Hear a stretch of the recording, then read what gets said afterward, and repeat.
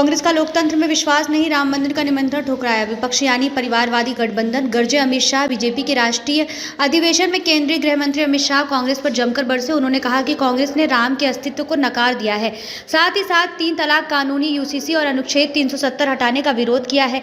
वहीं अमित शाह ने दावा किया कि पीएम मोदी फिर से प्रधानमंत्री बनने जा रहे हैं। उन्होंने कहा कि मोदी के विकसित भारत के संकल्प को आगे बढ़ाने को लेकर हम यहाँ से जाएंगे। 2047 में भारत कैसा होगा, ये पीएम मोदी का संदेश को लेकर आएंगे।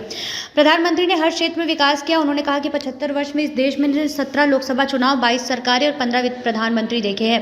देश की हर सरकार ने अपने समय पर समयानुकूल विकास करने का प्रयास किया, लेकिन आज मैं बिना किसी कंफ्यूजन के कह सकता हूं कि समग्र विकास, हर क्षेत्र का विकास और हर व्यक्ति का विकास करने का काम केवल नरेंद्र मोदी जी के 10 वर्षों में हुआ है।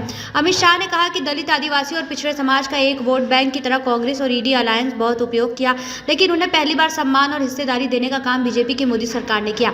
मैं आज आप सबके माध्यम से बीजेपी के करोड़ों कार्यकर्ताओं से कहना चाहता हूं कि अगले चुनाव में 2 खेमे आमने सामने हैं।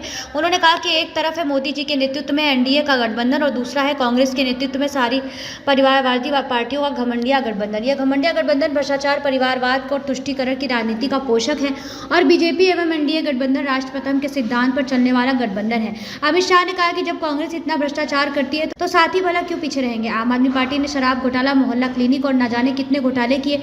उन्होंने लोगों ने मेडिकल टेस्ट करने में भी घोटाला किया। इस वजह से आज इनका साथ नेतृत्व कोर्ट और एजेंसियों से दूर भाग रहा है। उन्होंने कहा कि मैं आज यहाँ से कांग्रेस को चेतावनी देना चाहता हूँ कि आप रामलला की प्राण प्रतिष्ठा में निमंत्रण को ठुकराकर केवल इस ऐतिहासिक पल का हिस्सेदारी बनने से ही नहीं कतराए, बल्कि अपने देश को महान बनाने की प्रक्रिया से खुद को दूर कर लिया है।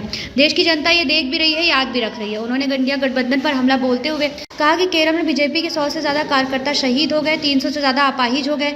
वहाँ ईडी अलायंस का शासन है। गृहमंत्री ने कहा कि बंगाल में हमारे सैकड़ों कार्यकर्ता मौत के घाट उतार दिए गए। हमेशा वहाँ चुनाव में धांधली, घपलेबाजी और हिंसा होती रही। वहाँ ईडी अलायंस और ममता बनर्जी का शासन। हम तो हिंसा के मुक्त भोगी है। हिंसा फैलाने वाला अगर कोई गठबंधन है तो वो घमंडिया गठबंधन है।